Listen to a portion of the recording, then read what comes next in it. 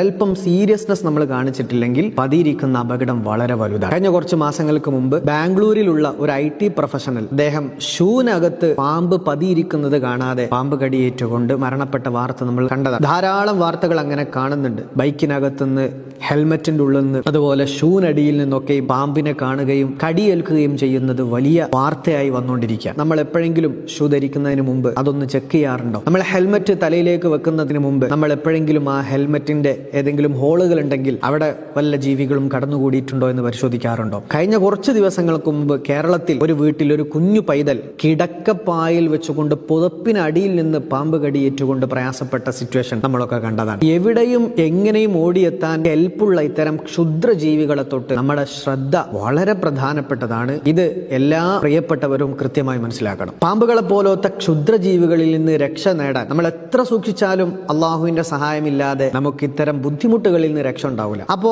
ആത്മീയമായിട്ട് നമ്മൾ റബ്ബിന്റെ സഹായം കിട്ടാൻ വേണ്ടി മഹാന്മാര് പഠിപ്പിച്ചു തന്ന നല്ലൊരു ദിക്റുണ്ട്. ബിസ്മില്ലാഹില്ലദീ ലാ യദുറു മഅസ്മിഹി ശൈഉൻ ഫിൽ അർദ് വലാ ഫിസ് സമാഇ വഹുവ സമീഉൽ അലീം. ഈ ദിക്ർ മുകളിൽ കൊടുത്തിട്ടുണ്ട്. ഈ ദിക്ർ രാവിലെ വൈകുന്നേരം ഒക്കെ നിങ്ങൾ പതിവാക്കി കഴിഞ്ഞാൽ ക്ഷുദ്രജീവികളുടെ ആക്രമണത്തിൽ നിന്ന് അള്ളാഹുവിന്റെ കാവലുണ്ട് എന്ന് മഹത്തുക്കൾ പഠിപ്പിച്ചിട്ടുണ്ട്. ഇതെല്ലാവർക്കും നിങ്ങൾ ഷെയർ ചെയ്ത് കൊടുക്കുക. കടിയേറ്റ് പിന്നെ നമ്മൾ സങ്കടപ്പെട്ടുകൊണ്ട് കാര്യമില്ല. നമ്മൾ സൂക്ഷിക്കേണ്ടത് നമ്മൾ കൃത്യമായി സൂക്ഷിക്കുകയും കൂടെ ആത്മീയമായിട്ടുള്ള ഇത്തരം പരിഹാരങ്ങളൊക്കെ നമ്മൾ ജീവിതത്തിൽ പതിവാക്കുകയും ചെയ്യണം. ഇതെല്ലാവർക്കും ഒന്ന് ഷെയർ ചെയ്ത് കൊടുക്കി. അള്ളാഹു നമ്മളെല്ലാവരെയും സ്വീകരിക്കണം.